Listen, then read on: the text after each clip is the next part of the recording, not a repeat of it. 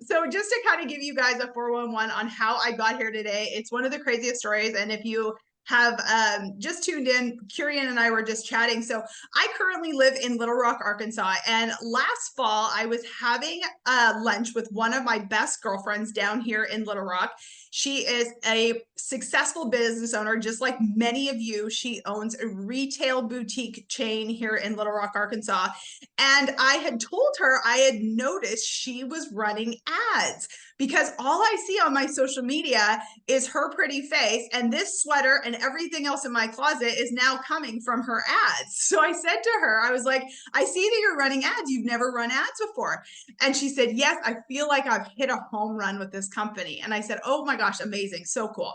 So fast forward a week later, I'm on a call with one of my amazing clients, and she says to me, Christina, I'm thinking about running ads. And I said, oh my God, well, everything's happening for a reason because I now know the perfect company. I was having lunch with a girlfriend last week, and she said that she's fallen in love with the company that she is using. And for those of you who know, it is Socialite. And I said, okay, fantastic. Can you connect me with Socialite? Because I want to connect one of my clients. So Erin connects me. She connects me to this gentleman named Simon. I reach out to Simon. Simon says, yep, connect me with her. No problem. So I'm composing an email to my client and Simon. I'm about to push send to connect these two to do ads. And I look at the bottom of Simon's email and it says Edmonton, Alberta, Canada. Well, oh my God. So I push send to that. I immediately compose another email to Simon and I say, Simon, you've got to be kidding me.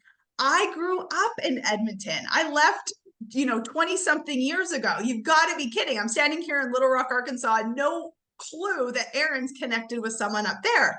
Well, long story short, Simon and I connect, and in hearing my story of how I was a professional golfer and transitioned to a one-on-one performance and business coach, he asked if I would come here today to share the lessons that I have had over the last 10 years of doing so, and what has made me and my clients millions of dollars in business revenue. And the number one lesson I want to share with you is that everything is working out for you. Even when it doesn't seem so in business, I promise that belief that everything is working out for you, everything is working to your advantage, reprogramming your mind to find proof that everything is working out for you is 100% the biggest lessons that you can learn in business, along with the strategies that Merchant Team and Simon and Socialite can teach you. Because when you find proof that everything is working out in your favor, it can help you make way more money than just the strategy alone. So that is lesson number one, that everything is working out for you, and finding the evidence that this is true is one of the biggest game changers in business. So the second lesson I have for you that I wanted to share with you, and perhaps you could vote in the chat. I've got the chat pulled up. Who here has ever felt inadequate or perhaps feeling like a little bit of an imposter in any stage of your business? Like, who am I to do this? Am I even worthy of this? Is this even going to work? Why would anyone buy from me or listen to me? Anyone in the chat at all whatsoever? Okay, for sure when I was younger. Anyone else? No one else has felt that way? Well, apparently I'm the only one. So let me tell you, one of the biggest things that I struggled with in my late teens and early 20s was 100% not feeling good enough.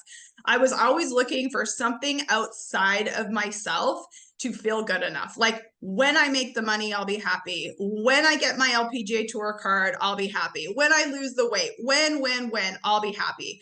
All the things, right? But one thing I now know as a Christian, I believe I'm worthy. I believe everyone on this screen is worthy, period.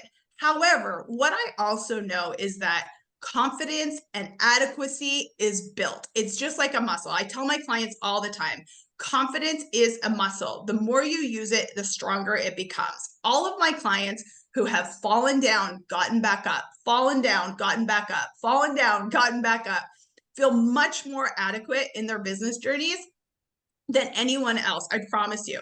So I'd love to share a quick personal story with you. So This actually happened in Edmonton, funny enough. Back in 2014, I was at the height of my professional golf career. I was hosting corporate and charity golf events. So what that basically means is companies and corporations hired me. I was getting paid like $10,000 a day to come play golf with executives. It was a really great time in my professional golf career. And in 2014, for those of you who don't know, maybe Curia knows, but back in 2014 in Edmonton, Alberta, like oil was booming. Like 2014, Alberta had more money than they knew what to do with. It was one of those like blow and go type of times. And the company that I was doing a golf event for, I had probably been doing the event for them for about 5 years. And they came to me and they said, Christina, we are taking this event over the top and we want you to put it together from start to finish.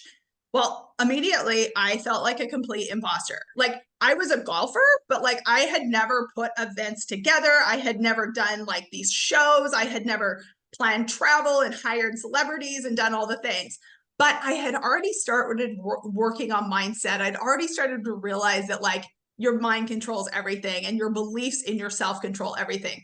So they gave me $100,000 budget that day. And I went home and I was like, oh my God, what the hell did I just sign myself up for? I felt like a complete imposter. I felt like I had absolutely no idea what I was doing. But I knew that day that if I just kept taking action, I would 100% be able to figure this out.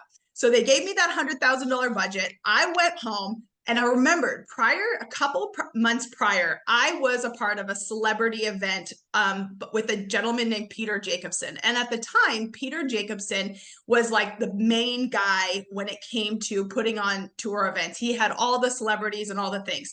So I immediately called Peter and I said, hey, Peter, would you be able to connect me with David Faraday? And perhaps some of you know who David Faraday is. If you don't, back in 2014 in particular, David Faraday was at the top of like the golf celebrity world. He was getting paid, oodles of money to come and do appearances. Still to this day, he is now a part of the Live Golf Tour. He's a big celebrity. He had a show called The Faraday Show. It was great. So anyway, I got David's information from Peter, and Peter sent me a message, sent me David's information. I immediately got in contact with his agent, put together this great, event with David. His appearance fee was $50,000. That gave me another $50,000 to pay myself and put together the event. Things were rolling. It was really, really great. So the day of the event, like up until this point, I thought I had my things together. So I go to the airport at Edmonton Airport. I'm in this like short blue dress. I definitely don't look like a golfer at the time. I'm sure he just thought I was some random girl picking him up at the airport, but came to pick him up, lost his luggage. He had been traveling for weeks. He was in a horrible bad mood.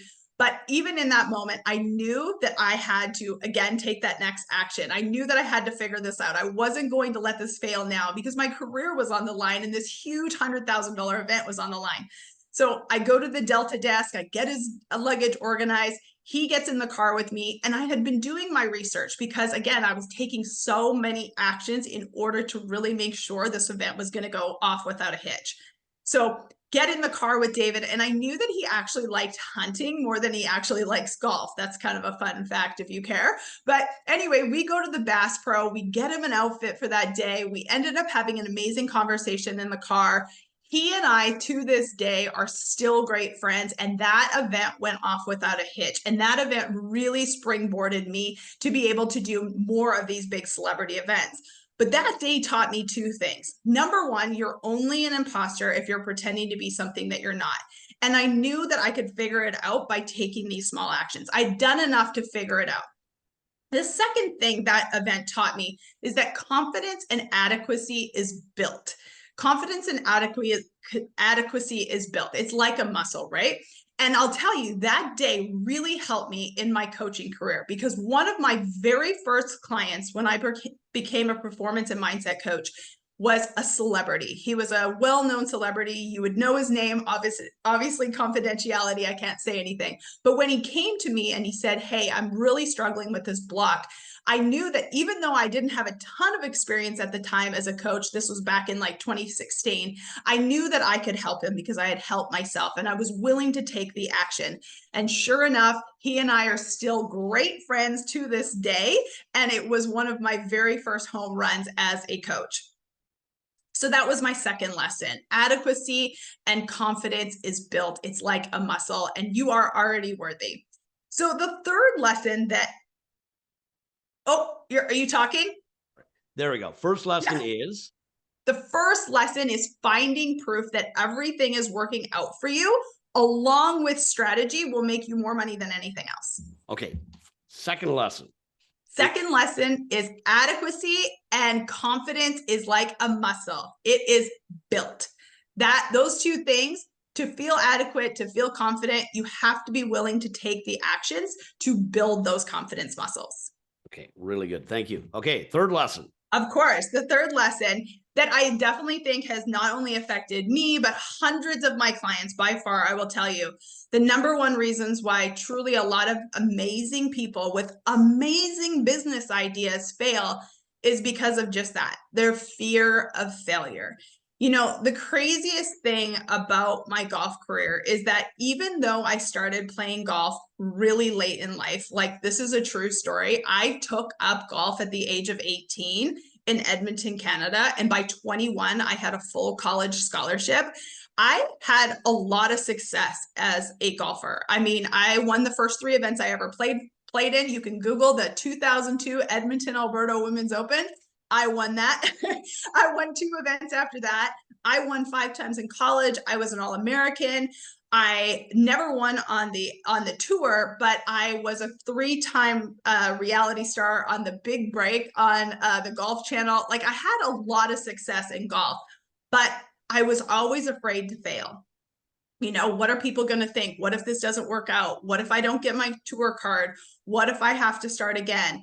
And I am not alone in this. And perhaps you have felt this way as well, that so many of the guests that I have a podcast called Decide It's Your Turn. And I probably have had, 200 guests on this podcast. And I'll tell you, 75 to 90% of them have been afraid during certain seasons of their life and their business career. And I don't think that we really should judge failures as a bad thing. I think if we really reprogram what failing means, I have learned way more from my failures than I ever have my successes. My so-called failures were actually lessons that have helped me so much build my confidence in my life and my business up until this point. And I promise you, the same thing is true with so many of my clients. Having my own mastermind partners, having my own coach, and I'm sure this group in general, what a blessing this group is for people to not only learn from everyone in this group's successes, but also learn from their failures. Figure out what people have done wrong when they turned left and they should have turned right. This group is such an asset. And, I think a quick little story that I'll share from one of my clients. So one of my clients is an extremely successful travel blogger. And in our work together the last few years, he's been really afraid. This was last fall. He was really afraid to make this specific change in his business.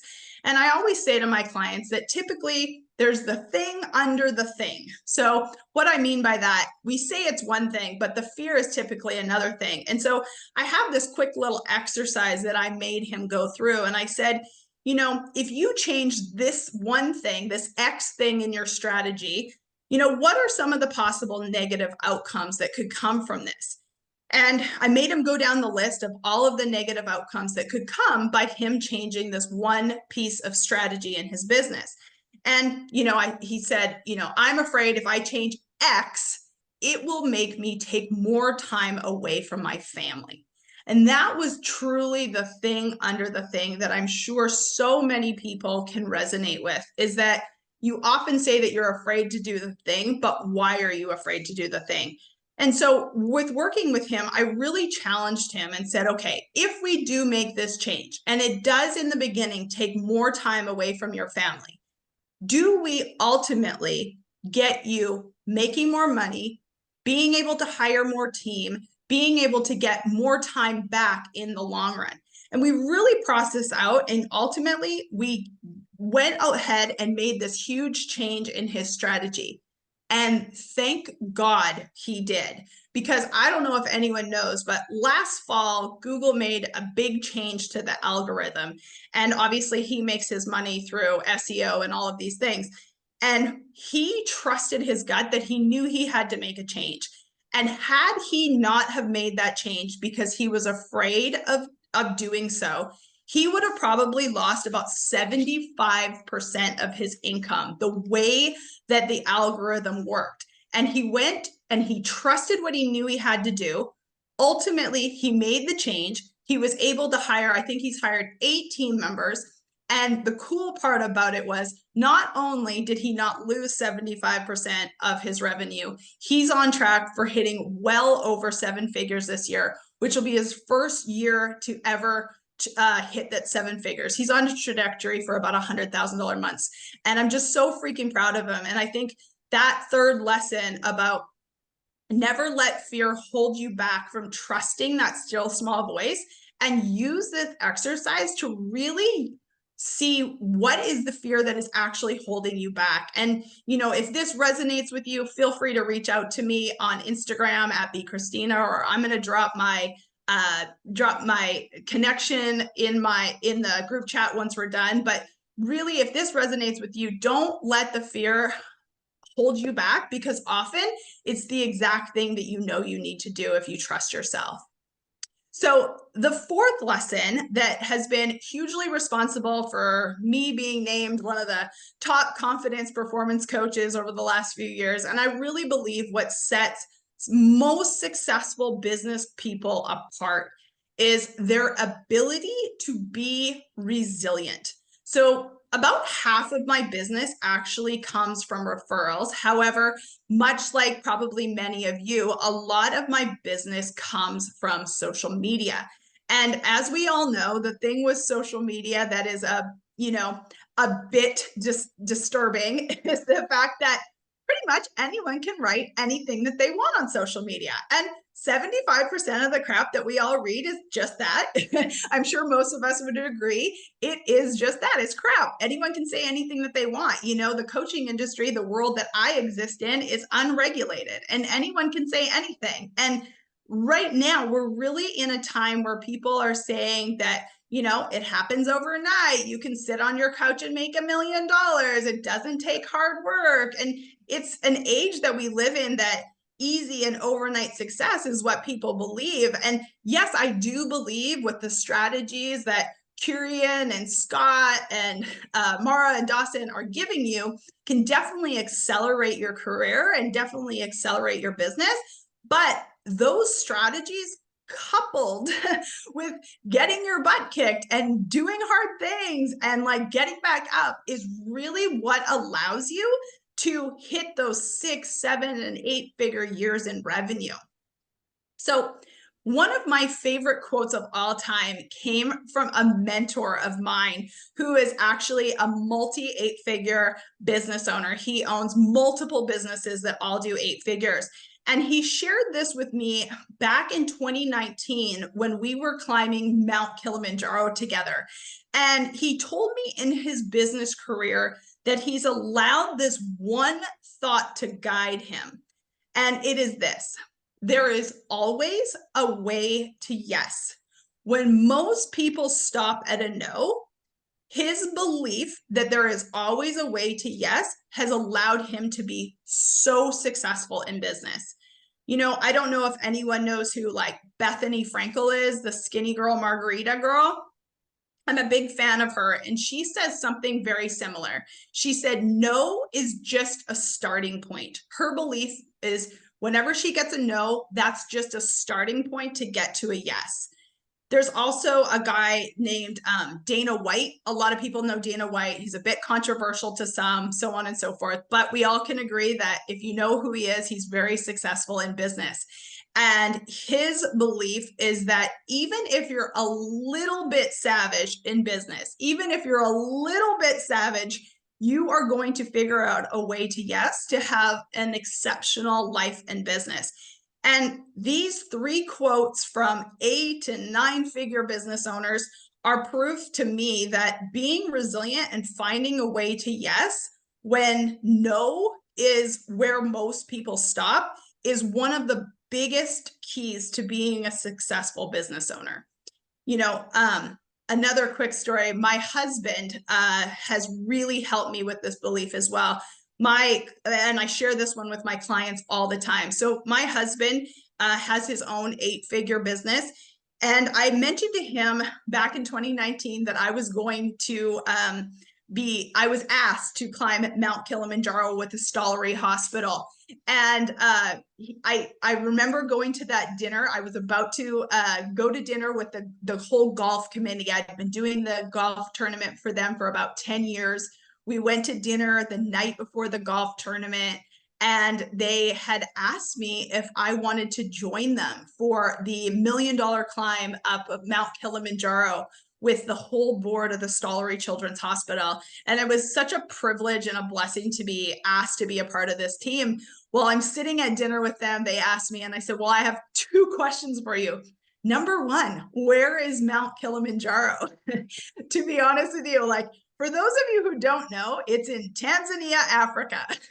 But my second question to them was, okay, this sounds great. When do we leave? Next year? Few months? And they said, we leave in 30 days. You have to sign the paperwork in 2 days. I was like, oh my God. Okay. So I went the next day. We did the golf tournament. I flew home the next day, and I sat my husband down at dinner and I said, babe, the Stollery has asked me to climb Kilimanjaro with them. And what do you think? And he said, well, I have 2 questions for you. He said, number 1, is it safe? And I said, well, apparently it's the #1 guiding company in Tanzania. There's 2 other women going, so I think so. And the second thing he said was, well, we do hard things. So you better pack your bags and you better start training. And from that moment on, I had 28 days, and I created this affirmation that I still to this day have I created it as a screensaver at the time. And it said, I will summit healthy and safely, returning home in first class, drinking a glass of champagne. And all of those things did happen. However, if you want to go over to my Instagram, again, I'll put this all in the chat. I have a highlight bubble called Kilimanjaro because I almost died on Kilimanjaro. It was one of the craziest situations ever. However, I will tell you now, looking back 5 years later, it was one of the best trips of my whole entire life. I wouldn't take it back in a heartbeat. And funny enough, my husband and I leave in 2 weeks to go do a 7-day hike to Machu Picchu in Peru. So it obviously didn't scar me that much, but that one story that my husband told me, and that one kind of like thing that I constantly refer to my clients about, is that we do hard things. And your ability to be resilient in business and do the hard things and find a way to yes will put you light years ahead of everyone else in business. And I promise you this to be true. So my 5th and final lesson from failing as a golf professional to creating a really profitable business, not only for myself, but so many of my clients, is knowing your why and finding the support. You know, back when I was trying to play professional golf, I was doing it really honestly for all the wrong reasons. I was doing it because I was supposed to. I was doing it because it was going to make me money. I was doing it because everyone told me that that was what I was supposed to do. You know, it was going to be fame and money and success and happiness. And I'll be honest with you, I checked every one of those boxes. I was making the money. I had a good career. I was on television. I was modeling. I had a life that everyone would look at and say, oh my gosh, look at her. She's got the greatest life ever. And I checked all those boxes. And I'll be honest with you guys, I was so miserable. I've talked about it on my podcast many times. I've talked about it on my social media. You know, I was in a really, really dark place in my late 20s. I had a horrible eating disorder. I hated my life. I didn't feel like I had a purpose. And in finding out that checking all of these boxes was not going to make me happy. Along the way, I figured out the true happiness of my life came by figuring out my why, which was I had the ability to create my life. I had the ability to decide it was my turn. I had the ability to do whatever I wanted to do. And taking that personal responsibility for my life and learning the reprogramming tools from my mentors and my coaches, and now getting to help others do the same to create their best lives and their best businesses.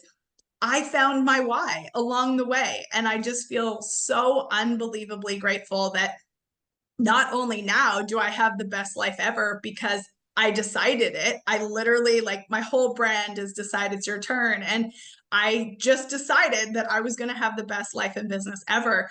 And it doesn't mean that I don't have bad days. It doesn't mean that, there isn't dumpster fires along the way.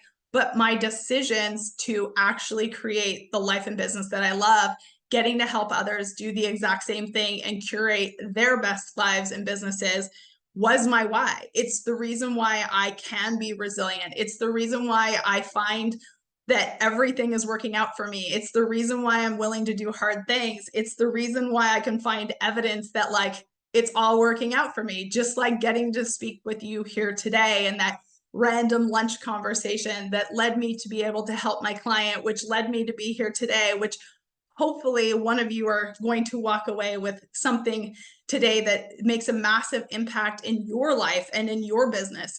One of the things that I learned from one of my mentors in business a long time ago, I remember he said this and I thought it was so good. He said, when good people make good money, they do great things in this world.